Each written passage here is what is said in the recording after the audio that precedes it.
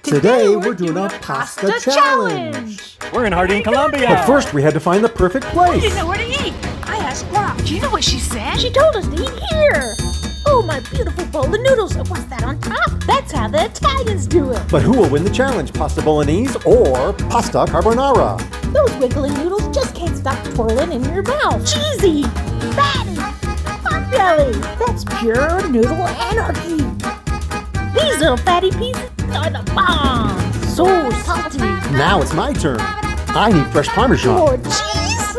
Oh, look at this. It's going in. Mmm. Perfect al dente. Al dente. Little baby meatball. Amigo, coming in. Brock was right. Thank you, amigo. What?